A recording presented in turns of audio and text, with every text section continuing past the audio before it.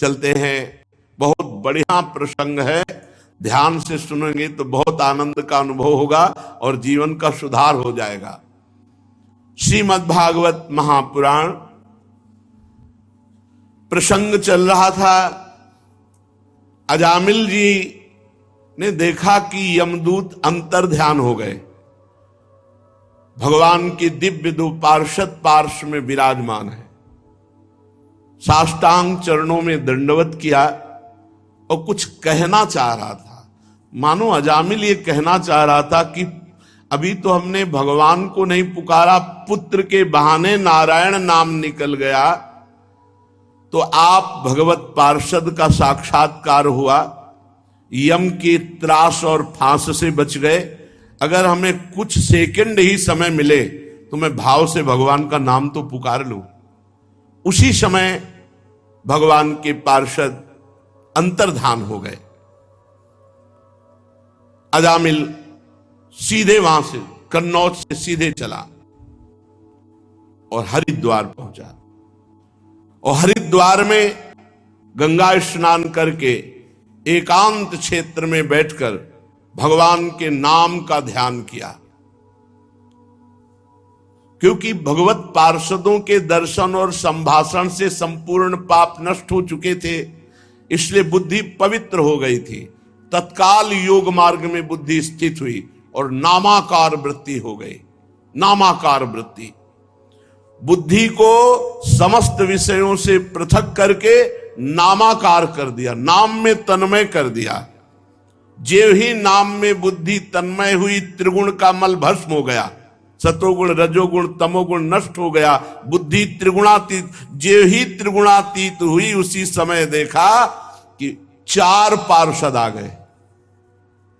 पहले 2 थे, अब 4 पार्षद भगवान के सामने, 2 परिचय वाले और 2 और।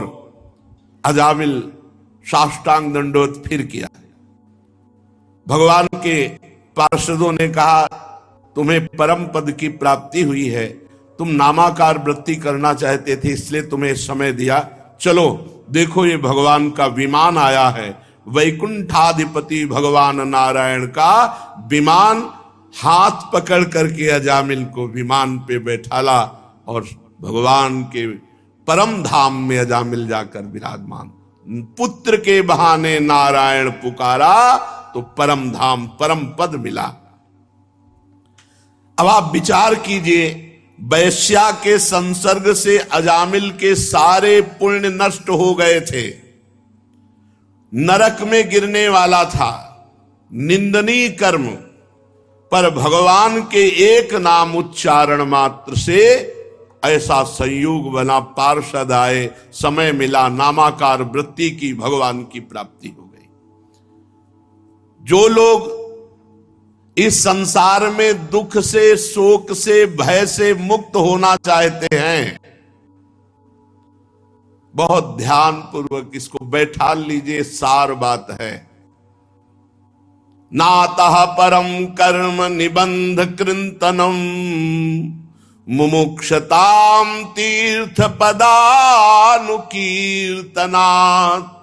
नायत पुनः कर्म सुसज्जते मनो रजस्तमोभ्याम कलिलम ततोन्यथा। तीर्थपाद भगवान के नाम का कीर्तन, नाम का जप, इससे बढ़कर कोई साधन नहीं है। जो इस संसार से मुक्त होना चाहता है, दुखों से, शोक से, भय से मुक्त होना चाहता है, उसे एकमात्र भगवान के नाम का कीर्तन, नाम का जप करना चाहिए। नाम का आश्रय लेने से मनुष्य फिर कर्म बंधन के पचड़ों में नहीं पड़ता। जिसने भगवान का नाम ले लिया महान बन जाएगा। और कोई प्रायश्चित ऐसा नहीं जो रजोगुण तमोगुण को नष्ट करके पाप का पूरा नाश कर सके। इतना केवल सामर्थ्य भगवान के नाम में ही है। श्री परमहंस सुखदेव जी महाराज राजा परीक्षित से कहते हैं, ये बड़ा गोपनीय प्रसंग मैंने तुम्हें सुनाया है। या एवं परमम गुह्यमितिहास मघापहम। ये जो चरित्र सुनेगा उसके नाम में प्रीति जरूर होगी, और जिसके नाम में प्रीति हुई और निश्चित परम पद को प्राप्त करेगा। समस्त पापों का नाश करने वाला अत्यंत गोपनीय ये चरित्र हमने सुनाया। जो पुरुष श्रद्धा और भक्ति के साथ इस चरित्र का श्रवण करेगा, कथन करेगा, वो कोई कैसा भी पापी क्यों न हो कभी नरक नहीं जा सकता। यमराज के दूत तो आंख उठाकर भी उसकी ओर नहीं देख सकते। उस पुरुष का जीवन चाहे कितना पापमय रहा हो, जो भगवान नाम उच्चारण करेगा, इस चरित्र को सुनेगा, वो निश्चित वैकुंठ की प्राप्ति करेगा। परीक्षित देखो, अजामिल जैसे पापी ने मृत्यु के समय पुत्र के बहाने नारायण नाम उच्चारण किया तो उसे वैकुंठ की प्राप्ति हो गई। फिर जो श्रद्धा के साथ भगवान नाम जपते हैं उनको क्यों नहीं भगवत प्राप्ति हो जाएगी। अब तो यमराज के दूत जब भगवान यम के पास पहुंचे तो उनको बड़ा आश्चर्य हुआ, क्योंकि दो भगवत पार्षदों ने यमपास काट दी और उनको वहां से विदा किया। एक तरह से यमराज के दूतों का अपमान ही तो हुआ। तो संयमनी पुरी में जाकर के यमराज के दूतों ने हाथ जोड़ करके कहा, यमदूतों ने कहा, कति संति शास्तारो जीव लोकस्य वै प्रभो त्रैविध्यम कुर्वतः कर्म फलाभिव्यक्ति हेतवा। प्रभु, ये दंड देने वाले कितने स्वामी हैं इस विश्व में? क्योंकि अभी तक तो मैं यही मानता था कि आप ही दंड देने वाले स्वामी हैं। संसार के जीव तीन प्रकार के पाप कर्म करते हैं। निषिद्ध, मनमानी, वासना से प्रेरित, इन सबको हम नरक लाते हैं। कोई पुण्य कर्म करता है तो देवलोक जाता है, कोई मिश्रित कर्म करता है पाप पुण्य तो मनुष्य लोक जाता है। हम ये मनमानी वासनाकृत पाप करने वालों को यहां जबरदस्ती लाते हैं और दंड देते हैं प्रभु। लेकिन दंड देने वाला शासक तो केवल आप ही है। अगर और कोई दंड देने वाला शासक होगा तो फिर व्यवस्था ठीक नहीं बन पाएगी। प्रभु, ये क्या हुआ कि मैं जैसे इस पापी को बांध कर ला रहा था तो दो देवेश्वर प्रकट हो गए और उन्होंने यमपास काट दिया और हमको डांट लगाई। संसार में कितने नियामक हैं, कितने ईश्वर हैं, कितने स्वामी हैं। उन सिद्धों ने आपकी मर्यादा का उल्लंघन किया, यमपास काट दी। प्रभु, आपका उल्लंघन कर सके कोई ऐसा त्रिभुवन में नहीं है। मैं उस पापी को यातना गृह की ओर ले जा रहा था, उन्होंने बलपूर्वक मुझे रोक लिया। मैं ये जानना चाहता हूं कि क्या आप अधिकारी हैं या आपसे भी बढ़कर कोई अधिकारी है? यमराज से यमदूतों ने ऐसा प्रश्न किया। प्रभु, बस उस पापी के मुख से नारायण निकला कि डरो मत ऐसा कहते हुए वो सिद्ध आ गए। वो कौन है? जब देव शिरोमणि प्रजा शासक दंडपाणी भगवान यमराज से यम के दूतों ने ऐसा प्रश्न किया तो यमराज ने कहा, दूतों, तुम तो केवल मुझे ही अपना स्वामी मानते हो, लेकिन मेरे भी स्वामी हैं जो चराचर जगत के स्वामी हैं। ये संपूर्ण जगत सूत में वस्त्र के समान ओतप्रोत है। जैसे पूरे वस्त्र में सूत ही सूत है, ऐसे ही पूरा जगत भगवत स्वरूप ही है। उन्हीं भगवान के अंश से ब्रह्मा जगत का सृजन करते हैं, उन्हीं भगवान के अंश से विष्णु पालन करते हैं, उन्हीं भगवान के अंश से शंकर जी इसका संहार करते हैं। ये उत्पत्ति, स्थिति, प्रलय, ये तीन रूप धारण किए हुए वही भगवान हैं, ब्रह्मा, विष्णु और महेश। और हम सब उसी प्रभु के अधीन हैं। मेरे प्यारे दूतों, वो जगदीश्वर भगवान श्री हरि सबको ऐसे अधीन रखते हैं जैसे किसान नाथ से बांधकर बैल को अधीन रखता है।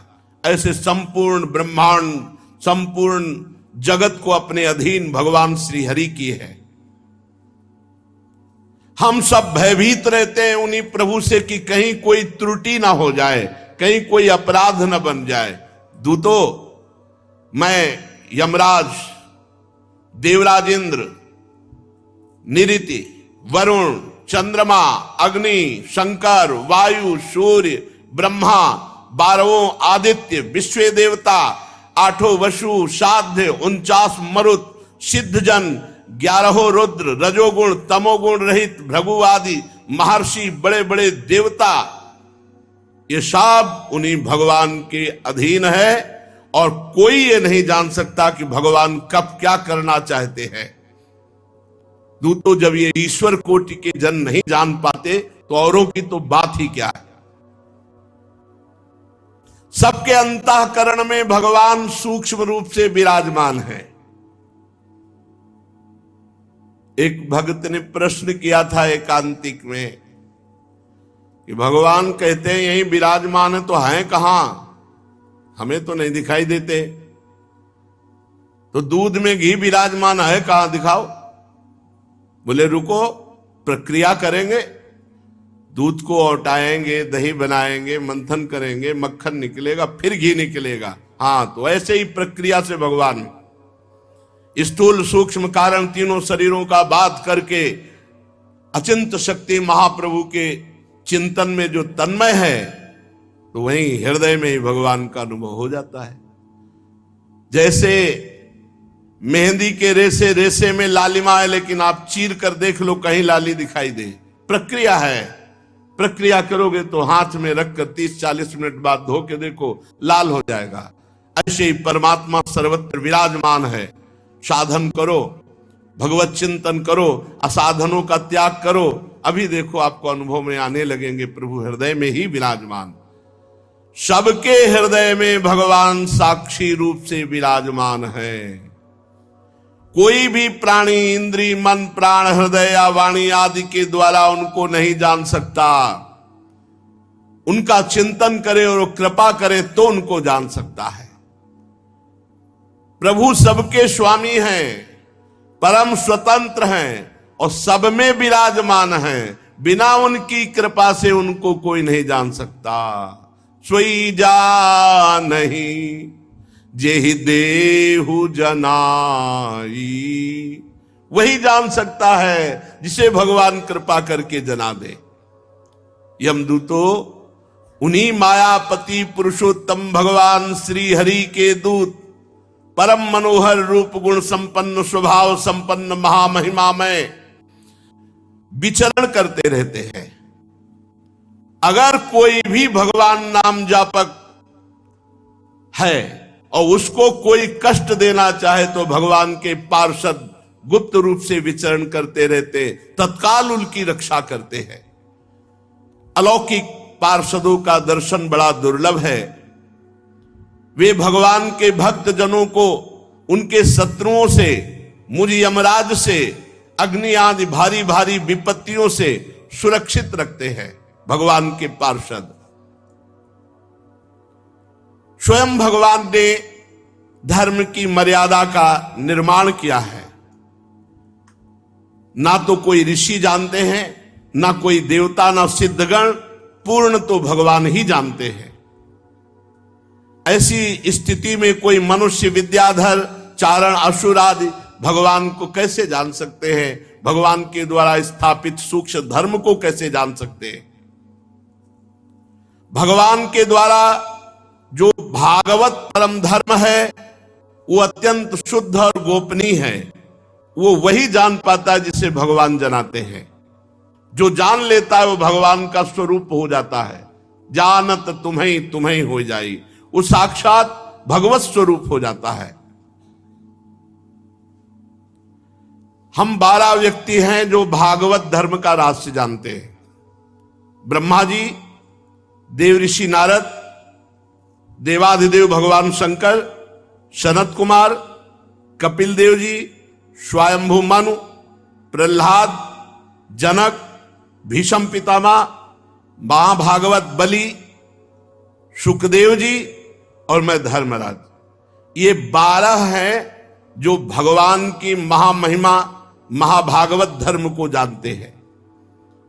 इस जगत में जीवों के लिए बस सबसे बड़ा कर्तव्य है, परम धर्म है कि भगवान के नाम जप और नाम कीर्तन में रुचि हो जाए। ये जीवन का लाभ है। नाम जप नाम कीर्तन आदि उपायों के द्वारा भगवान के चरणों के भावमयी भक्ति को प्राप्त कर ले। प्रिय दूतों, भगवान के नाम की महिमा तुमने देखी।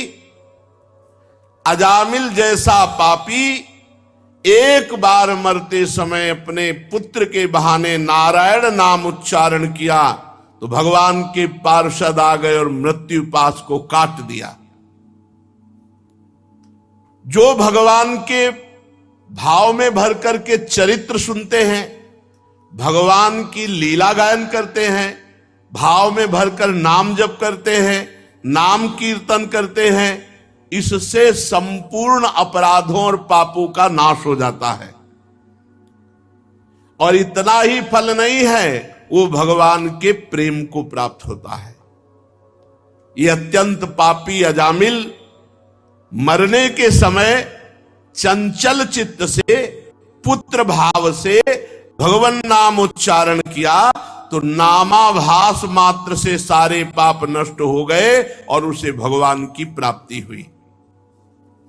हे दूतों, बड़े बड़े विद्वानों की बुद्धि भगवान की माया से मोहित रहती है, इसीलिए वे भगवान के नाम जप भगवान के नाम कीर्तन में रुचि ना करके कर्मानुष्ठान, जिनका मीठा मीठा फल शास्त्रों में वर्णन है, उसी में मोहित रहते हैं और बड़े बड़े कर्मों का अनुष्ठान करते रहते हैं। वो महामहिम भगवान के नाम में प्रीति नहीं कर पाते। ये देखो कितनी विचित्र भगवान की माया है कि विद्वान होते हुए भी वो भगवान के नाम में प्रीति नहीं कर पाते। भगवान के नाम में प्रीति होना सबसे बड़ा कठिन कार्य है। ये काम कर लिया तो विश्व में कोई भी ऐसा कार्य नहीं जो आप कर ना सके। काम, क्रोध, लोभ, मोह, मद, मत्सर सब पर विजय नाम जापक ही कर पाता है। जितना नाम जप करोगे उतने बलवान होते जाओगे आंतरिक। बड़े खेद की बात है कि सब शास्त्रों का ज्ञान होने पर भी भगवान की माया से मोहित होकर बड़े बड़े सकाम कर्मों का अनुष्ठान करते रहते हैं, भगवान नाम में प्रीति नहीं, भगवान नाम कीर्तन नाम जप में रुचि नहीं। प्रिय दूतों, बुद्धिमान पुरुष को चाहिए अनंत भगवान की महिमा अनंत नाम में छुपी हुई है। अनंत भगवान के नाम, राम कृष्ण हरि कृष्ण, हजारों करोड़ों असंख्यों नाम, बस नाम में रुचि पैदा कर ले, नाम जपने में रुचि हो जाए। जिसके मुख से भगवान का नाम निकला ते में न दंड मरहंत्यथ यद्यद मीशाम स्यात् पातकम तदपि हन्युर्गायवादा। बड़ी ऊंची बात कह रहे धर्मराज जी। जिसके मुख से भगवान का नाम निकला वो मेरे दंड का पात्र नहीं रहता, चाहे जितना पाप किया हो। मुख से नाम निकल गया, अब वो मेरे दंड का पात्र नहीं रहा। पहली बात तो जो नाम जप करते हैं उनसे पाप होता नहीं है, पर यदि कहीं कदाचित संगवश संयोगवश कोई पाप बन जाए तो जो भगवान का नाम जप करते हैं, नाम कीर्तन करते हैं, उसी से सारे पाप नष्ट हो जाते हैं। जो समदर्शी भगवान को ही अपना साध्य और साधन समझकर भगवान के भरोसे हैं। एक एक शब्द बड़ा गूढ़ है। जो भक्त भगवान को ही अपना साधन मानते हैं और भगवान को ही साध्य मानते हैं और भगवान पर निर्भर है, भगवान के प्रपन्न है, शरणागत है, तो बड़े बड़े देवता, बड़े बड़े सिद्ध उनको नमस्कार करते हैं। उन नाम जापक संतों को नमस्कार बड़े बड़े देवता करते हैं। ते देव सिद्ध परिगीत पवित्र गाथा, ये साधव समदृशो भगवत प्रपन्ना, तान्नोपसीदत हरेर्गदयाभिगुप्तान्, नैषां वयं न च वयः प्रभवाम दंडे। आहा, मेरे दूतों, जो भगवान का नाम जप करते हैं, भगवान को ही अपना साधन और साध्य मानते हैं, भगवान की शरण में है, तो बड़े बड़े सिद्ध देवता, बड़े बड़े सिद्ध ऋषि मुनि उसके यश का गान करते हैं, उसको नमस्कार करते हैं। और भगवान गदा पाणी की, कौमोद की गदा गुप्त रूप से उन भक्तों की रक्षा में रहती है। अये यमदूतो, तुम लोग कभी भूलकर मत फटकना। किसी की सामर्थ्य नहीं, न मेरी न और किसी की, कि नाम जापक भक्त को दंड दे सके, इतनी सामर्थ्य तो काल में भी नहीं है। मेरी क्या, नैषाम वयम न च वयः प्रभवाम दंडे। किसी का प्रभाव, किसी की सामर्थ्य नहीं कि नाम जापक को दंड दे सके। इसलिए भूल कर तुम मत जाना जिनके मुख से नाम निकल रहा है उनके पास। बड़े बड़े परमहंस दिव्य रस के लोभ से संपूर्ण जगत और शरीर आदि से अपनी अहमता ममता हटाकर अकिंचन होकर निरंतर भगवान मुकुंद के पादारविंद का मकरंद रस पान करते रहते हैं। कभी मत फटकना ऐसे के पास जो भगवान की कथा सुनते हैं, भगवान का नाम जप करते हैं, क्योंकि वहां भगवान की कौमोद की गदा और सुदर्शन चक्र गुप्त रूप से रक्षा करते हैं। इसलिए यमदूतो, वहां पास मत फटकना। तुम ऐसे लोगों को लाना जो भगवान की निंदा करने वाले, भगवान के भक्तों की निंदा करने वाले, भगवान नाम उच्चारण ही नहीं करते, भगवान की कथा नहीं सुनते, नरक के दरवाजे घर गृहस्थी के भोगों में और तृष्णा का बोझा ढो रहे हैं, उन्हीं को मार मार करके मेरे पास लाना। ऐसे के पास मत फटकना जो कथा सुनते हैं, नाम जप करते हैं, भगवान की शरण में है, भगवान के आश्रित हैं। ऐसों के पास भूल कर मत जाना। जिनकी जीव कभी भगवान के गुणगान नहीं करती, भगवान का नाम उच्चारण नहीं करती, ऐसों को लाना। जिभ्यान वक्ति भगवत गुण नाम धेयम, चेतश्च न स्मरत तच्चरणारविंदम। जो चित्त से कभी भगवान का चिंतन नहीं किए, वाणी से कभी भगवान का नाम कीर्तन नहीं किया, वाणी से कभी भगवान के गुणगान नहीं किए, ऐसों को मेरे पास लाना। जिनका सिर कभी भगवान के भक्त, संत, महात्मा और भगवान के श्री विग्रह के सामने नहीं झुकता, ऐसे भगवत विमुख पापियों को मेरे पास लाना। आज मेरे दूतों ने भगवान के पार्षदों का अपराध किया तो मानो भगवान का तिरस्कार हुआ, और सेवक का अपराध स्वामी का अपराध माना जाता है। इसलिए हम अपने को अपराधी मानकर भगवान नारायण और भगवान नारायण के पार्षदों से क्षमा मांगते हैं, उनको प्रणाम करते हैं। हम अज्ञानी हैं, ये धर्मराज जी कह रहे, क्योंकि हमारे जनों ने अपराध किया भगवान का, भगवान के पार्षदों का अपराध किया। तो मैं सर पर अंजलि बांध करके बड़ी उत्सुकता के साथ प्रभु को प्रणाम करता हूं कि प्रभु करुणा करे और हमारे अपराध को क्षमा करे। महामहान्वित भगवान के लिए योग्य है कि वे मुझ दास के अपराध को क्षमा करें। सर्वांतर्यामी एक रस अनंत प्रभु को मैं बार बार नमस्कार करता हूं। सुखदेव जी कहते हैं, परीक्षित, इसलिए तुम ऐसा समझ लो कि बड़े से बड़े पापों का सर्वोत्तम अंतिम पाप वासनाओं का निर्मूल करने वाला प्रायश्चित है केवल भगवान का नाम।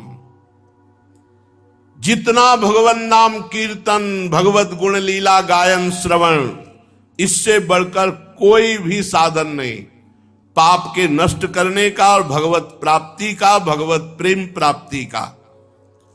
जो लोग बार बार भगवान के उदार गुण, कृपापूर्ण चरित्रों का गायन करते हैं और खूब ध्यान मन लगाकर कथा सुनते हैं, नाम कीर्तन करते हैं, उनकी जैसी आत्मशुद्धि होती है वैसी किसी बड़े बड़े व्रतों का अनुष्ठान, बड़े बड़े तीर्थयाटन, बड़े बड़े संयम नियम करने वालों की भी वैसी शुद्धि नहीं होती। तस्मात् संकीर्तनम विष्णुर जगन मंगल मंहसाम महतामपि कौरव्य विद्धे कांतिक निष्कृतिम शृण्वताम गृणताम वीर्या युद्धामान हरिर्मुहु यथा सुजातया भक्त्या शुद्धिन्नात्मा व्रतादि भी। बड़े बड़े व्रतों का अनुष्ठान करने से जो लाभ नहीं मिलता, बड़े बड़े तीर्थयाटन करने से जो लाभ नहीं मिलता, वो शरणताम गृणताम, जो भगवान नाम सुनते हैं, भगवान नाम कीर्तन करते हैं, उनको जैसी शुद्धि होती है वैसी किसी अन्य साधन से नहीं। जो मनुष्य भगवान श्री कृष्ण चंद्र जी के चरणारविंद का दासत्व स्वीकार करके खूब नाम जप नाम कीर्तन करता है, वो इस महान माया के आपातरम्य दुखद विषयों से बैरागी बन जाता है। ब्रह्मादिक के भोग सब विषम लागत ताई, नारायण ब्रजचंद की लगन लगी है जाए। कृष्णांग ही पद्म मधुलिन पुनर्विशिष्ट माया गुणेशु रमते वृजना वहेशु। जो भगवान के चरण के आश्रित हैं, भगवान के चरण कमलों के जो भ्रमर बने हुए हैं, जो नाम कीर्तन करते हैं, नाम जप करते हैं, उनको माया का ये दुखद विषय आकर्षण नहीं होता। चाहे वो ब्रह्मादिक के भी भोग क्यों न हो, वो आकर्षित नहीं कर सकते नाम जापक को। समझो, ये कहते हैं हम चाहते नहीं है पर हमारा मन विषयों में जाता है और ऐसा नाम जप नहीं, इसलिए नाम जप बढ़ाइए। देखिए यहां कह रहे हैं कि जो संपूर्ण लोक लोकांतरों के भोग हैं वो कृष्ण चरणारविंद के दासत्व से युक्त हृदय वाले को, जिनका नाम जप चल रहा है, नाम कीर्तन, कभी नहीं घसीट सकते। नाम जप नहीं है, वही कमजोरी हमारी हमें भोगों में ले जा रही है। कामनाओं के समय आप नाम जप क्यों नहीं कर रहे थे जब कामना उत्पन्न हो रही थी?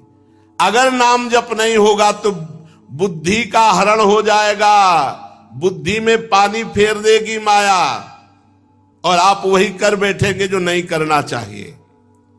इसलिए बुद्धि को शुद्ध रखने के लिए, पापों का मार्जन करने के लिए अन्य कोई प्रायश्चित कर्म की जरूरत नहीं। निरंतर नाम जप करो, नाम कीर्तन करो, भगवान की कथाएं सुनो, इससे हृदय बहुत जल्दी पवित्र होगा। परीक्षित, जब यमदूतों ने अपने स्वामी धर्मराज के मुख से इस प्रकार भगवान की महिमा सुनी तो भूमि पर मस्तक रखकर भगवान के पार्षदों और भगवान को प्रणाम किया और उनके आश्चर्य की सीमा न रही कि जीवन भर पाप करने वाला एक मात्र भगवान के नाम का उच्चारण करके ऐसी महिमा युक्त परम पद को प्राप्त हुआ। उस दिन से यमदूतों में बात फैल गई कि किसी भी नाम जापक की तरफ आंख उठाकर भी कोई यमदूत ना देखे। पूरे यमपुरी में यमदूतों में बात फैल गई, नाम जापक के ऊपर आंख उठाकर भी कोई यमदूत ना देखे। प्रिय परीक्षित, इतिहास मिमं गुह्यं भगवान कुंभ संभव कथयामास मलय आसीनो हरिमर्चयन। ये इतिहास परम गोपनीय अत्यंत रहस्यमय है। मलय पर्वत पर विराजमान भगवान अगस्त्य जी ने श्री हरि की पूजा करते समय मुझे ये सुनाया था, जो ये सुनेगा उसकी नाम में रति हो जाएगी, और नाम में रति हुई तो भगवान में रति हो जाएगी। आधा परीक्षित जी ने पूछा, आपने संक्षेप में तीसरे स्कंद में इस बात का वर्णन किया था कि स्वयंभू मनवंतर में देवता, असुर, मनुष्य, सर्प, पशु, पक्षी आदि की सृष्टि कैसे हुई। प्रभु, मैं थोड़ा और विस्तार से जानना चाहता हूं। श्री सुखदेव जी ने कहा, राजा प्राचीन वर्ग के 10 पुत्र, जिनका नाम प्रचेता था, पीछे आपने सुना, और वो समुद्र में खड़े होकर भगवान शंकर के द्वारा बताए हुए रुद्र गीत से आराधना कर रहे थे। 10,000 वर्ष तक समुद्र में खड़े होकर उस मंत्र का जप करते हुए आराधना की। तो जब बाहर निकले तो देखा वृक्ष ही वृक्ष, कहीं ऐसी जगह नहीं जहां वृक्ष ना हो। तो उनको वृक्षों पर बड़ा क्रोध आया, प्रचेतागणों को, और उन्होंने अपने तपोबल से क्रोधाग्नि प्रकट करके वृक्षों में आग लगा दी। वायु और अग्नि का संकल्प किया तो वायु और अग्नि वृक्षों को भस्म करने लगी। हर बात में कोई न कोई रहस्य होता है। ये भगवान की आराधना करके निकले, भगवान का साक्षात्कार हुआ, अचानक इनको क्रोध आ गया। इसमें भी भगवान की इच्छा है। उर्पेरक रघुवंश विभूषण, प्रचेताओं के संकल्प से वायु और अग्नि का जे भी संकल्प किया, संपूर्ण वृक्षों में आग लग गई। तो वृक्षों के राजाधिराज हैं चंद्रमा। तत्काल चंद्रमा वृक्षों से कहा कि जो हमारे द्वारा पालन की हुई कन्या है वो इनको प्रदान कर दो, इनका क्रोध शांत हो जाएगा। चराचर जगत का पालन पोषण भगवान चंद्रमा से होता है। ये अमृतमय है। ये संपूर्ण प्राणियों के लिए जिसका जो आहार है इन्हीं की किरणों से पुष्ट होता है। जैसे मनुष्यों का धान, गेहूं, अन्न आदि, ऐसे घास, तृण आदि, ऐसे फल, पुष्प आदि, ये सब भगवान चंद्रदेव से पुष्ट होता है। प्रचेताओं से कहा कि आप लोग क्रोध न करें, आप वृक्षों पर क्रोध न करें। देखो, ये वृक्ष बहुत ही आवश्यक है, संपूर्ण जीवों के लिए बहुत आवश्यक है। वृक्षों का बहुत बड़ा योगदान है।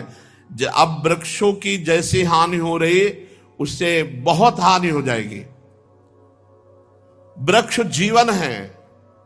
हमें लगता है कि जैसे गृहस्थ को एक संतान अनिवार्य है, ऐसे हर एक पुरुष को एक वृक्ष अपने जीवन में तो लगाना ही चाहिए। एक वृक्ष अपने हाथ से जरूर इस भूमि पर रोपण करना चाहिए। एक वृक्ष तो जरूर लगाओ। कहीं हमारा जीवन ऐसा न चला जाए जैसे गृहस्थी है और उसमें संतान नहीं तो एक असंतुष्टता रहती है कि आगे हमारे पितरों को पिंडदान करने के लिए, कुल परंपरा चलाने के लिए संतान नहीं। तो चलो एक उपाय है, भगवान की शरण में होकर भगवान को अपना मानकर तो कुल परंपरा भी तर जाएगी और तुम्हारा भी कल्याण हो जाएगा। पर एक वृक्ष रूपी पुत्र सब कोई प्रकट कर सकता है। एक तमाल, एक कदम, एक बट वृक्ष, एक पीपल वृक्ष भूमि पर आरोपित कर दो, पुत्र की तरह तुम्हारा कल्याण करेगा, तुम्हारा मंगल करेगा। एक वृक्ष तो जरूर लगाना चाहिए। यदि जमीन हो और सामर्थ्य हो तो एक वृक्ष लगाना चाहिए। और काटने पर बहुत विचार करना चाहिए। वृक्ष काटना नहीं चाहिए, विचार करो, जहां तक बच जाए बचाओ। ये प्रकृति में बहुत सुख प्रदान करने वाले हैं, बहुत सुख प्रदान करने वाले हैं। इनसे हमारे को बहुत सुख मिलता है। ये हमारी प्रजा की रक्षा करते हैं। वृक्ष ये अपने पास से कभी किसी को खाली नहीं जाने देते। नहीं है तो छाया ही सही, दर्शन सुख सही, और ऑक्सीजन तो देते ही हैं, और फल पुष्प पत्र ये सब देते हैं। प्रचेताओं, समस्त प्राणियों के हृदय में सर्वशक्तिमान भगवान विराजमान है। तुम अपने हृदय में उन भगवान का चिंतन करके उनको प्रसन्न करो और क्रोध शांत करो। अब पीछे आपने सुना था कि प्रमलोचा अप्सरा की सुंदर एक कन्या थी, उसको भगवान चंद्रमा ने अमृत वर्षिणी वृत्ति के द्वारा पोषण किया था, वृक्षों को दे दिया था। प्रचेताओं को वृक्षों ने वो कन्या प्रदान की कि आप 10 पत्नी के रूप में स्वीकार करें। 10 प्रचेता और 1 कन्या। उन्होंने प्रचेताओं ने धर्मानुसार पाणी ग्रहण किया। मारिशा नाम था उसका। उन्हीं प्रचेताओं से और मारिशा से दक्ष की उत्पत्ति हुई। ये महामहिम प्रजापति है, और दक्ष ने विशेष प्रजा की सृष्टि की। इनका अपनी पुत्रियों पर बड़ा प्रेम था।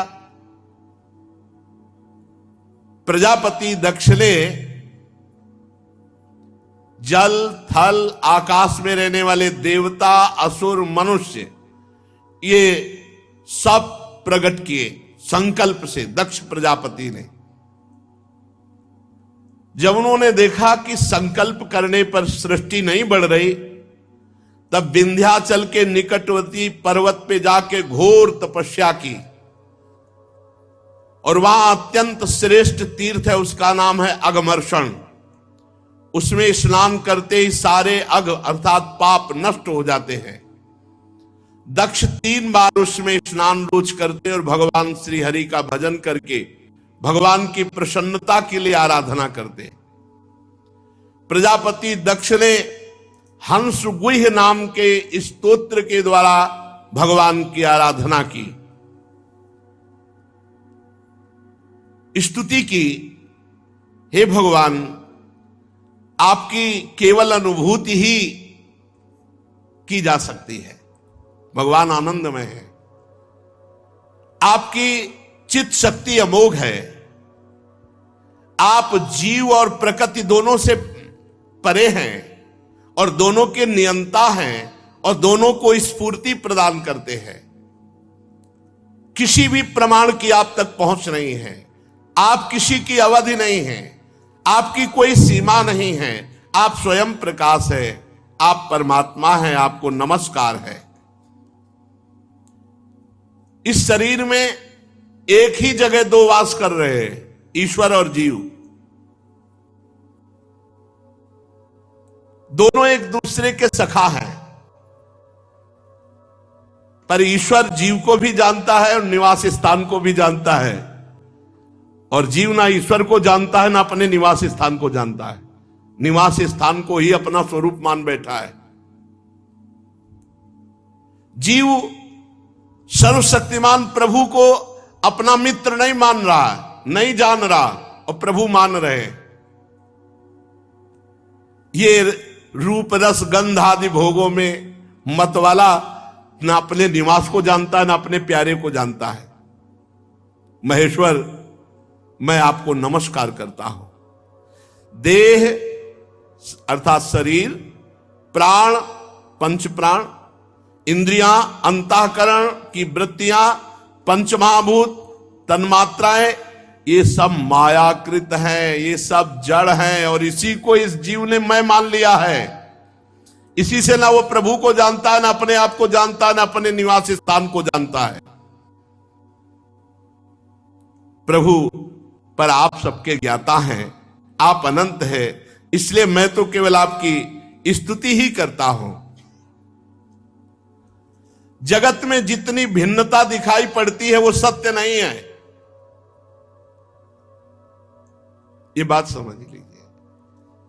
ये बात समझ गए तो जीत गए माया को।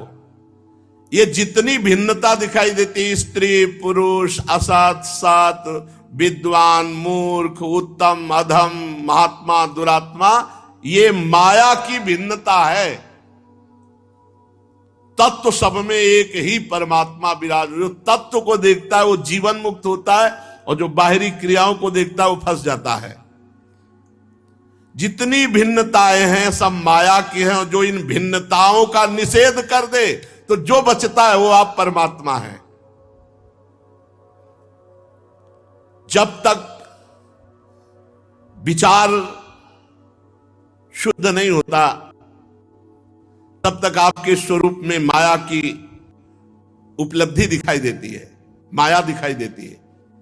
जब तक शुद्ध विचार नहीं होता तब तक परमात्मा में माया ही दिखाई देती है।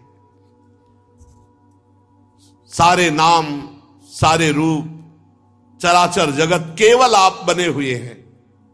यह बात कैसे समझ में आ रही? केवल आप बने हुए। प्रभु आप प्रसन्न होइए, मेरे को दृष्टि दीजिए, केवल आप है।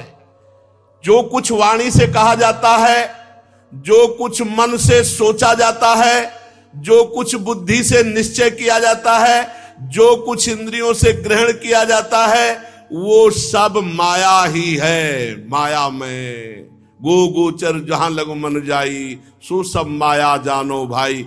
इससे आपके स्वरूप को नहीं जाना जा सकता। गुण, सतोगुण, रजोगुण, तमोगुण, उनकी उत्पत्ति, उनका अधिष्ठान सब आप में है, पर आप ऐसे छुपे हुए हैं कि आपको जाना नहीं जा सकता। इनके द्वारा भगवान आप अपनी कृपा से अपनी पहचान करवाते हैं। इसीलिए जो जान गया वो ये देखता है कि बनाने वाले आप हैं और बनने वाले भी आप हैं। बनाने वाले आप हैं और बनने वाले भी आप हैं, और बिगाड़ने वाले भी आप हैं। अब क्या, जिसको ये बोध हो गया सृष्टि रचना करने वाले आप हैं, और जो रचा गया वो भी आप है, और जो लय हो रहा है वो भी आप है। आप तो बस मुझ पर प्रसन्न होइए। हे प्रभु, कोई वाद विवाद के द्वारा आपको नहीं जान सकता, तर्क के द्वारा आपको नहीं जान, क्योंकि जितना तर्क है वो बुद्धि तक है। बार बार मोह में डालने वाली त्रिगुणमयी माया की बुद्धि से कोई तर्क के द्वारा भगवान को कैसे जान सकता है? आप सबके आधार हैं, बुद्धि के ही आधार है। परीक्षित, विंध्याचल के अगमर्षण तीर्थ में जब प्रजापति दक्ष जी ने इस प्रकार भगवान की स्तुति की तो भगवान प्रकट हो गए। उस समय भगवान गरुड़ के कंधे पर चरण रखे हुए, विशाल एवं हृष्ट पुष्ट अष्टभुजा, चक्र, शंख, तलवार, ढाल, बाण, धनुष, पास, गदा, आठों भुजाओं में धारण किए हुए थे। सुदर्शन चक्र, पांचजन्य शंख, तलवार, ढाल, बाण, धनुष, पास, कौमुद की गदा, 8 अस्त्र 8 भुजाओं में। वर्षाकालीन मेघ के समान श्यामल शरीर पर पीतांबर फहरा रहा था। मुखमंडल प्रफुल्लित, नेत्रों में प्रसाद की वर्षा, घुटनों तक लंबी बनमाला लटक रही, वक्षा स्थल पर श्रीवत्स का चिन्ह, गले में कौस्तुभ मणि, बहुमूल्य किरीट, मस्तक पर, हाथों में कंगन, कानों में मकराकृत कुंडल और कमर में करधनी, अंगूठी, अंगुलियों पर कड़े, नूपुर, बाजूबंद, सब आभूषणों से सुशोभित बड़ा सुंदर रूप भगवान श्री हरि का।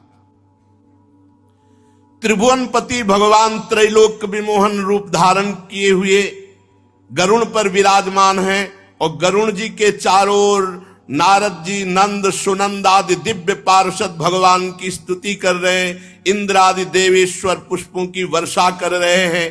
बड़ा आश्चर्य में अलौकिक रूप देखकर प्रजापति दक्ष जी सहम गए। फिर आनंद से भरकर भगवान के चरणों में साष्टांग दंडवत किया। प्रजापति दक्ष के आनंद के उद्रेक से अश्रुधारा बह रही थी। नम्रता से झुककर भगवान के सामने खड़े हुए। भगवान सबके हृदय की बात जानते ही हैं। भगवान ने प्रजापति दक्ष से प्रजावृद्धि की कामना देखकर उनसे कहा, भगवान ने कहा, परम भाग्यवान दक्ष, तुम्हारा मंत्र और तपस्या सिद्ध हुई। केवल मंत्र मिल जाने से ही काम नहीं होता, जपना पड़ता है, पवित्रता पूर्वक उसको अपने में रमाना होता है। गुरु मंत्र मिल गया तो अब उसको आप जपिए, जप करके उसको अपने में जागृत कीजिए, आपके नस नाड़ियों में मंत्र छा जाए। भगवान क्या करे, तुम्हारा मंत्र, तुम्हारी तपस्या सिद्ध हुई। मुझ पर तुम्हारी बहुत बड़ी श्रद्धा है, देखो तुम्हारा हृदय मेरे प्रेम के भाव से भरकर आंखों से अश्रु प्रवाह, और तुम्हारा लक्ष्य था कि प्रजा की वृद्धि हो, सृष्टि बढ़े, इसलिए तपस्या की। मैं तुम पर बहुत प्रसन्न हूं। मेरा प्रसन्न होना ही समस्त प्राणियों का परम मंगल है। चाहे समृद्धि, चाहे जो चाहे, वो सब प्राप्त हो जाता है मेरे प्रसन्न होने पर। ब्रह्मा, भगवान शंकर, तुम्हारे जैसे प्रजापति, स्वयंभू मनु, इंद्रादि देवेश्वर, ये सब मेरे अंश हैं, मेरी विभूतियां हैं। तपस्या मेरा हृदय, विद्या शरीर है, कर्म आकृति है, यज्ञ अंग है, धर्म मन है, और देवता प्राण है। जब ये सृष्टि नहीं थी तब केवल मैं था। ये बहुत जोर की बात है, बहुत धैर्य से सुनना चाहिए। अहम एवा समेवाग्रे नान्यत किंचांतरम बहि संज्ञान मात्र अव्यक्तम प्रसुप्तमिव विश्वतः। जब ये सृष्टि नहीं थी तब केवल मैं ही था, वो भी निष्क्रिय, क्रिया रहित। बाहर भीतर कहीं कुछ नहीं था, कुछ नहीं था। बाहर भीतर कहीं भी कुछ नहीं था, ना कोई दृश्य था, ना कोई दृष्टा था। केवल मैं ज्ञान स्वरूप, और वो भी अव्यक्त। ऐसा मान लो जैसे गाढ़ सुषुप्ति में कुछ नहीं होता, वैसे ही संपूर्ण सृष्टि में कुछ नहीं था, केवल मैं ही मैं था। मैं अनंत गुणों का आधार स्वयं अनंत हूं। मैंने अपने आप से माया प्रकट की, और माया के क्षोभ से ब्रह्मांड प्रकट हुआ, और इसी ब्रह्मांड में योनिजादि पुरुष के रूप में मैं ब्रह्मा बना, और मैंने ही संपूर्ण सृष्टि को प्रकट किया अपने आप से, अपने आप में। जब सृष्टि नहीं थी मैं ही मैं था, जब सृष्टि नहीं रहेगी तो मैं ही मैं रहूंगा, और बीच में जो कुछ प्रकट हुआ सब मैं हूं। इतना ज्ञान हो जाए बस जीवन मुक्त हो गया। और ये बात तभी समझ में आएगी जब तपस्या होगी। बिना घोर तप के ये कोई नहीं जान सकता। इसीलिए ब्रह्मा जी भी प्रकट होकर पहले तप किए, और उस तपस्या के प्रभाव से 9 प्रजापतियों की सृष्टि की। दक्ष, ये पंचजन प्रजापति की कन्या अश्विनी है, तुम इसे पत्नी रूप में ग्रहण करो, और गृहस्थोचित स्त्री सहवास रूप धर्म से अब सृष्टि प्रकट करो। अब बहुत सी सृष्टि तुम्हारे द्वारा प्रकट होगी। मानसिक सृष्टि हो गई, अब तुम स्त्री पुरुष के संयोग से सृष्टि उत्पन्न करो। यह हमारी बहुत बड़ी सेवा होगी।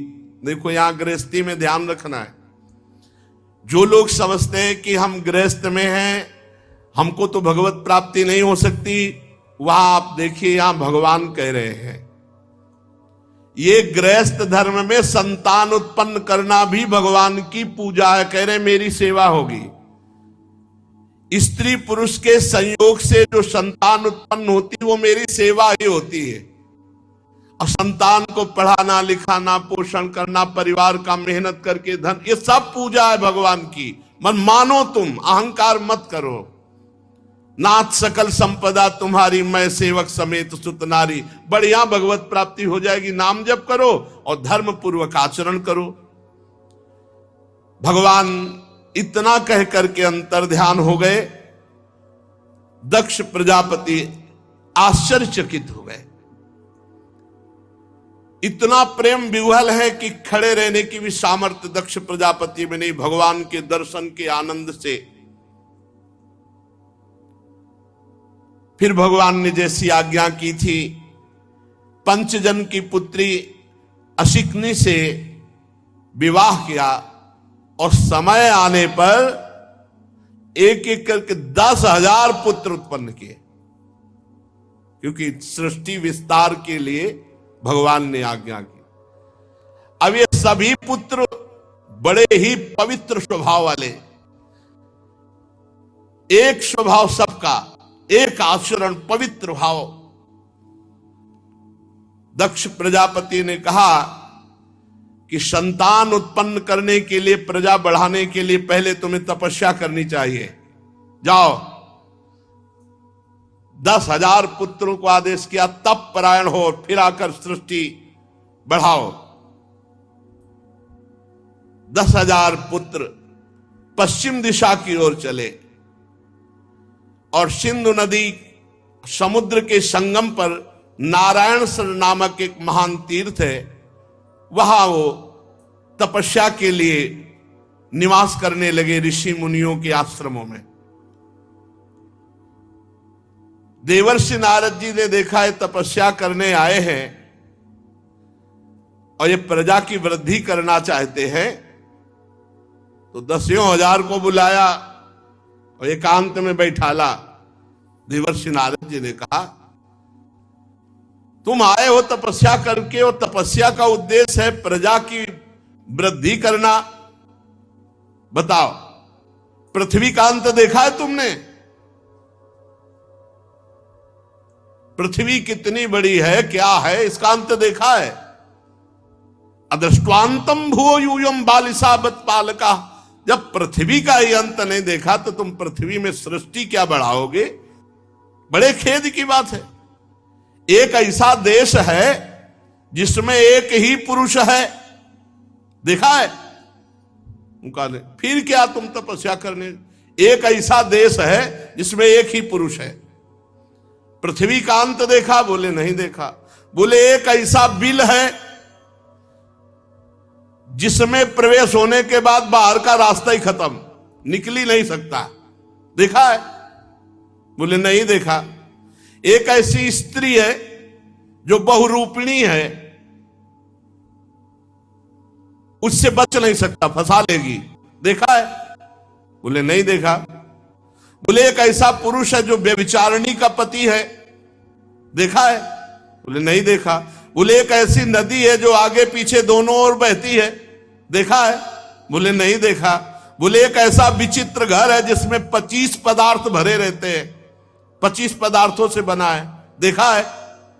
बोले नहीं। बोले एक ऐसा हंस है जिसकी बड़ी कहानी विचित्र है, देखा है?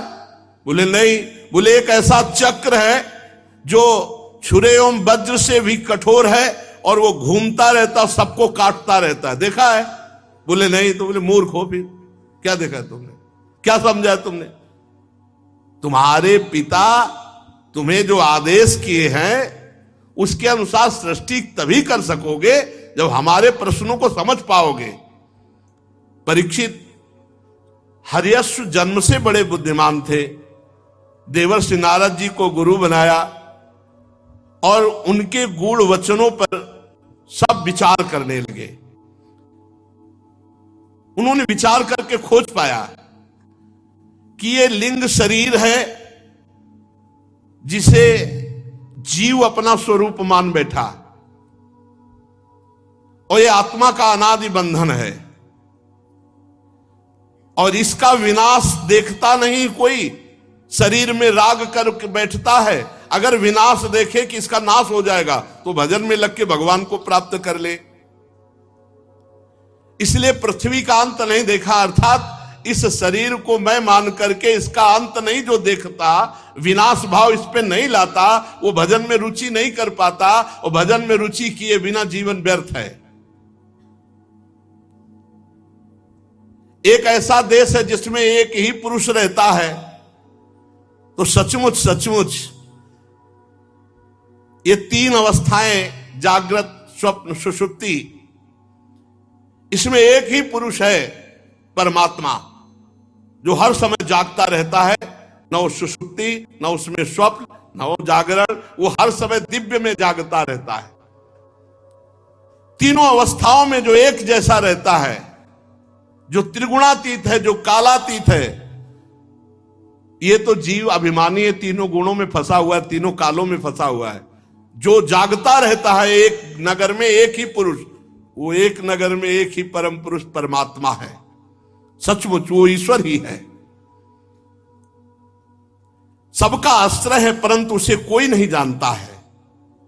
वही भगवान है जो प्रकृति से अतीत नित्य मुक्त परमात्मा को देखे बिना अन्य कार्यों में अपना जीवन अर्पित कर देता है। उसका जीवन व्यर्थ है, व्यर्थ जीवन है। और एक बिल ऐसा है जिसमें घुसने के बाद कोई आज तक वापस नहीं आता, वो है माया। इस माया रूपी बिल में एक बार जो घुसा तो नए नए देश, जैसे नीचे पाताल तल वितल सुतल लोग है, नए नए खेल माया के, नए नए आकर्षण माया के, निकल ही नहीं पाया, लौट ही नहीं पाया अभी तक। जैसे कोई पाताल में प्रवेश कर पावे तो लौट नहीं पाता, ऐसे जीव इस संसार रूपी बिल में एक बार प्रवेश किया, वापस नहीं लौट पाया। ऐसा ये माया ठगनी का रचा हुआ संसार है, एक बार जो प्रवेश किया वापस नहीं लौट पाया, वापस नहीं लौटा। इसी शरीर में, इसी मन में, इसी इंद्रियों में इस कोट से फंस गया कि कभी वापस ही नहीं आ पाया। वो नारद जी ने जो कहा एक बिल है जिसमें प्रवेश करने के बाद वापस नहीं आया। वापस आने का मतलब अपने स्वरूप में स्थित हो जाना नहीं, बस वही स्त्री पुत्र परिवार राग धन मकान, इसी में सत्य मानकर फंस गया। एक स्त्री है जो बहुरूपिणी सबको फंसा लेती है, यही त्रिगुणात्मिका माया। कोई ऐसा नहीं है जिसको ये फंसा न ले। शिव विरंचिका मोहे को है बपुरान, अस जी जान भजी मायापति भगवान। ज्ञानी नाम चेतांश देवी भगवती ही सा। वो बहुत रूप धारण करके जीव को भगवान से विमुख किए हुए है। और इसी माया का जो भोक्ता बनता है वो व्यभिचारिणी पति है, वो व्यभिचारिणी पति है। क्योंकि विविध प्रकार की वासनाओं में फिसला हुआ जीव कभी निकल नहीं पाता है। जीव इस माया का अंत जाने बिना, अर्थात विवेक ज्ञान प्राप्त किए बिना कभी शांति को प्राप्त नहीं हो सकता। ये माया बुद्धि में बैठ जाती है और बुद्धि ही उल्टा स्त्री के समान इसको फंसाती रहती। ये भोग, यहां चलो, ये देखो, ये सूंघो, ये सुनो, ये भोगो। जीव परतंत्र हो करके अपनी स्वतंत्रता, अपने स्वरूप ज्ञान को नष्ट कर दिया है। एक नदी है जो दोनों तरफ बहती है, वो है माया। माया का ये दोनों तरफ बहती। सृष्टि रचना भी इसी से होती है, सृष्टि विनाश भी यही रचती, यही विनाश, दोनों तरफ यही रचती है और यही नष्ट भी करती है। ये दोनों तरफ बहती है। अहंकार, क्रोध, काम, मोह, मद, मत्सर इस माया के वेग हैं, और रचना और नाश हो जाना इसकी दोनों तरफ के वेग है। ये इधर भी बहती विनाश की तरफ और इधर भी सृजन भी। 25 तत्व का एक ही अद्भुत घर है। पुरुष उसका आश्चर्य में आश्रय है, और वो अपने स्वरूप को भूलकर इसी घर में बैठ गया, स्त्री शरीर मानकर, पुरुष शरीर मानकर। भगवान का स्वरूप ये हंस है जीव, ये हंस अपने को भूल करके जीव भाव में आकर के दुर्गति को प्राप्त हो गया। एक चक्र है, वो काल चक्र, जो सबका नाश करता है, हर समय घूमता रहता है, सारे जगत को नष्ट करता रहता है। किसी की रोकने की सामर्थ्य नहीं इस काल चक्र को। इसलिए शास्त्र ही पिता है, और जो नए जन्म का निर्माण करता है। शास्त्र पिता अर्थात ज्ञान का उत्पन्न होना नया जन्म है। इसी जन्म से हमारा परम मंगल होगा। ज्ञान नहीं हुआ तो मरा हुआ व्यक्ति समझो। जिसके हृदय में ज्ञान नहीं तो बस गलत आचरण होते हुए दुर्गति को प्राप्त होता है। 10,000 ने नारद जी की परिक्रमा की, प्रणाम किया और कहा आज से हम सब सन्यासी, लौट के नहीं जाएंगे दक्ष के पास, अब भजन करेंगे। जान लिया आपने जो इशारा किया। और सब मोक्ष पथ के पथिक बन गए 10,000 पुत्र। और बड़ी तपस्या करके भगवान से वरदान मांग के पुत्र प्राप्त किए थे कि सृष्टि बढ़ेगी। वो नारद जी ने बीड़ा उठाई, नारायण नारायण श्री हरि चल दिए, 10,000 को बाबा जी बना दिए। दक्ष प्रजापति को मालूम हुआ कि मेरे शीलवान 10,000 पुत्रों को जो इतनी बड़ी तपस्या की थी उनको सबको संत बना दिया, मोक्ष पथगामी। बहुत व्याकुल हुए, बहुत हृदय में जलन हुई। ब्रह्मा जी ने बहुत समझाया, दक्ष प्रजापति को सांत्वना दी कि देखो हमारी कृपा से तुम में बल में कमी नहीं, और पुत्र प्रकट कर लो। तो अब 10,000 तो पहले प्रकट किए थे, अब 1,000 प्रकट हुए। 1,000 उनका नाम सबलाश्व था। वे भी अब दक्ष प्रजापति जी ने कहा कि तपस्या के द्वारा इस सृष्टि बढ़ती है, जाओ थोड़ी तपस्या करके आओ, फिर गृहस्थी में आओ और सृष्टि प्रकट करो। जो ये 1,000 पुत्र थे ये भी उसी दिशा की ओर गए। नारायण नारायण नारायण। देवर्षि नारद जी आ गए, नमस्कार किया सबने, बैठो बैठो। काहे के लिए आए हो? भगवान पिताजी ने आज्ञा की तपस्या करके पुत्र उत्पन्न करना। तुम्हारे बड़े भाई थे, तुम जानते हो? बोले हाँ 10,000 थे, सब 10,000 भगवान को प्राप्त हुए। तुम माया में मत फंसो। पुत्रों मैं जो उपदेश देता हूं, पहली बात तो छोटे भाई को बड़े भाई का अनुसरण करना चाहिए। तुम्हारे सब बड़े भाई बाबा जी बन गए, तुमको भी बाबा जी बनना चाहिए। बड़े भाइयों का अनुसरण करो। श्रेष्ठ वही है जो अपने बड़े भ्राता जो धर्मवान हो उनका अनुसरण करे। सबलाश्वों ने जो 1,000 थे उनको उपदेश किया देवर्षि नारद जी ने भगवान का भजन करने के लिए। तो वो सब इस मंत्र का जप करते हुए कि जो सबके अंतर्यामी विशुद्ध चित्त परमात्मा सबके हृदय में विराजमान परम हंस रूप से हैं, उन भगवान की हम आराधना करते हैं। हम नमस्कार पूर्वक ओंकार स्वरूप भगवान नारायण का ध्यान करते हैं जो सबकी आत्मा सर्वव्यापक परमहंस रूप हैं। मंत्र दिया, कहा जाओ बेटा लंगोटी पहनो, कमंडल लो, आप सरिस चाहे सबके। 1,000 को फिर बाबा जी बना दिया। अब वो वहां सृष्टि बढ़ाने के लिए बार बार संकल्प तपस्या सब लगा के पुत्र प्रकट करते हो, नारद जी बाबा जी बना देते हैं। इसीलिए भगवान के भक्तों का सानिध्य माया में नहीं फंसने देता। अब वो सब अंतर्मुख होकर के भगवान के चिंतन में आज तक नहीं लौटे। दक्ष प्रजापति को सूचना मिली कि 10,000 जिस मार्ग में गए थे 1,000 को और बाबा जी बना दिया नारद जी ने। अब इतने व्याकुल हुए और नारद जी के प्रति बहुत क्रोध आया और कहा चौपट कर दिया सारी तपस्या, हमारी तपस्या से पैदा किए थे। उन्होंने इतना शोक हुआ कि परम निर्मल महाभागवत नारद जी पर क्रोध के कारण ओर फड़कने लगे और संयोग वसात देवर्षि नारद जी उसी बीच में पहुंच गए। कैसे हो दक्ष प्रजापति? जैसे कोई न मान लो घाव करके नमक डाल दे। दक्ष प्रजापति ने कहा अहो असाधो साधु नाम साधु लिंगे नस्त्वया। साधु का भेष धारण किए हुए ये सुनना पड़ता है भैया। गाली गलौज अपमान ये सब श्रृंगार है भगवान के मार्ग में। अहो असाधो साधु नाम साधु लिंगे नस्त्वया। साधुओं का बाना पहन रखा है, हो घोर असाधु। देवर्षि नारद जी को कहा हमारे भोले भाले बालकों को भिक्षुकों का मार्ग सन्यासी बना दिया, बाबा जी बना दिया, बड़ा अपकार किया, हमारा बड़ा अमंगल किया।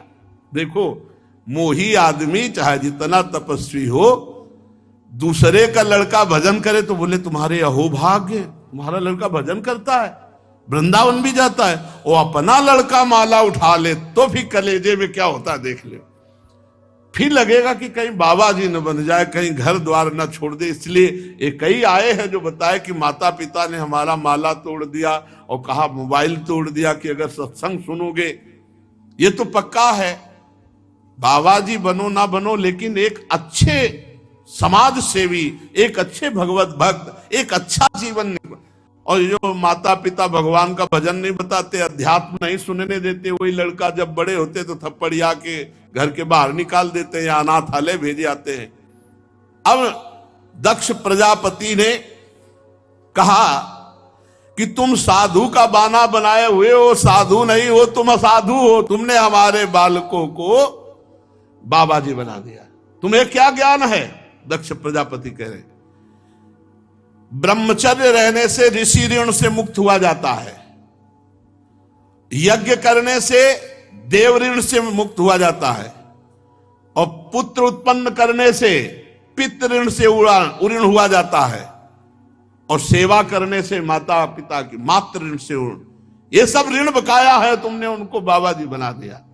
और आप भागवत में पढ़ लीजिए, भगवान कहते जो मेरा भजन करते हैं सब ऋणों से वो मुक्त हो जाते हैं।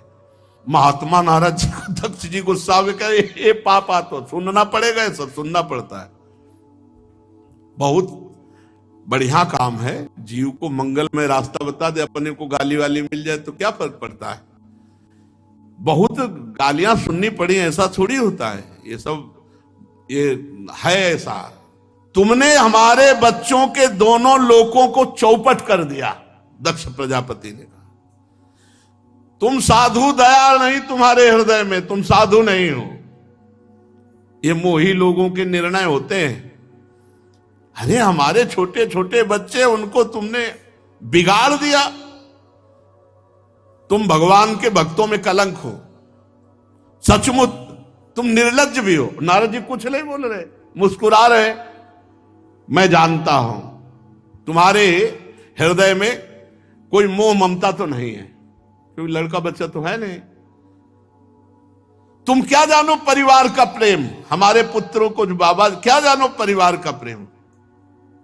ठीक बात है, क्या जाने परिवार, लेकिन तुम नहीं जानते हो प्रेम किसे कहते हैं। तुम मोह से ग्रसित हो, इसलिए प्रेम को नहीं जानते हो। सच्चा प्रेम तो महात्मा ही करते हैं, जो भगवान के प्रेमी जन होते हैं, जन्म जन्म की बिगड़ी बना देते हैं। देखो, माता पिता किस बात में सुखी होते हैं? अच्छा खवा दिया, अच्छा कपड़ा लत्ता, खूब डट के सो जाओ। जगाएंगे नहीं, माता पिता नहीं जगाएंगे। खूब अच्छे से सो जाओ, खाओ पियो, पढ़ो लिखो, रुपया कमाओ, बढ़िया दुल्हन लाओ, बढ़िया दूल्हा मिले, भाई इतना ही है। इनके प्रेम का उद्देश्य इतना ही है। और अगर कहीं किसी संत महात्मा का कृपा प्रसाद प्राप्त हुआ तो वहीं रहते हुए अपने चित्त को भगवान में स्थित किया, या इतना प्रबल तीव्र वैराग्य जागृत कर दिया कि संपूर्ण संसार से अनंत जन्मों की बिगड़ी मिटा करके और भगवान की प्राप्ति, जन्म मरण के बंधन से मुक्त। झूठ मूठ वैराग्य का स्वांग भरा दिया हमारे बच्चों को।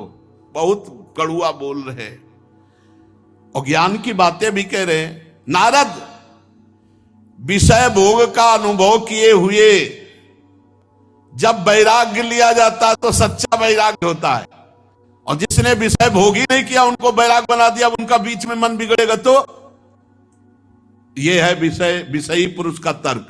और रामकृष्ण परमहंस जी ने क्या कहा? कहा कोरी मटकी में बहुत बढ़िया दही जमता है, जिसने कभी विषय भोगा ही नहीं तो चदरिया जैसी की तैसी धरी दीनी झीनी रे झीनी। क्या उस महापुरुष का जीवन जिसने कभी विषय संयोग ही नहीं किया, बलिहार है उसके चरणों में। क्या जाने विषयी पुरुष उस मार्ग को जिसने कभी विषय का संयोग ही नहीं किया, आजीवन भगवान के लिए अपने शरीर को वस्त्र की तरह पवित्र रखकर भगवान के चरणों में वापस कर दिया। सा तरत सा लोकांतारयति। जाओ मैं तुम्हें साप देता हूं, दक्ष प्रजापति भजनानंदी है, भगवान का भजन किए हैं, लेकिन मोह से ग्रसित है। और देवर्षि नारद जी, नारद सिख जे सुनहि नर नारी, अवसि भवन तजी हो ही भिखारी, आप सरिस चाहे सब कीन्हा। सबको भगवत भक्त, जाओ मैं श्राप देता हूं, तुम कहीं ठहर नहीं सकते बहुत समय तक, 2 घड़ी से ज्यादा नहीं टिक सकते कहीं, पूरे जीवन जाओ भटकते रहोगे। 2 घड़ी से ज्यादा नहीं, 48 मिनट से ज्यादा नहीं। नारद जी ने कहा 48 मिनट में तो हम काम कर देंगे। 48 मिनट का हमें मिल गया तो इतने में तो हम 10,000 और 1,000 सबको भगवान का भक्त सन्यासी बना दिया। श्री सुखदेव जी कहते, परीक्षित ये महान संत शिरोमणि देवर्षि नारद जी ने है। नारद जी ने हाथ जोड़कर कहा, तुम्हारा साफ स्वीकार है, ये इसी को साधुता कहते हैं। एतावान साधुवादो ही तितिक्षेतेश्वरा स्वयं, यही साधुता है कि दूसरों का मंगल करके स्वयं साफ स्वीकार कर लिया।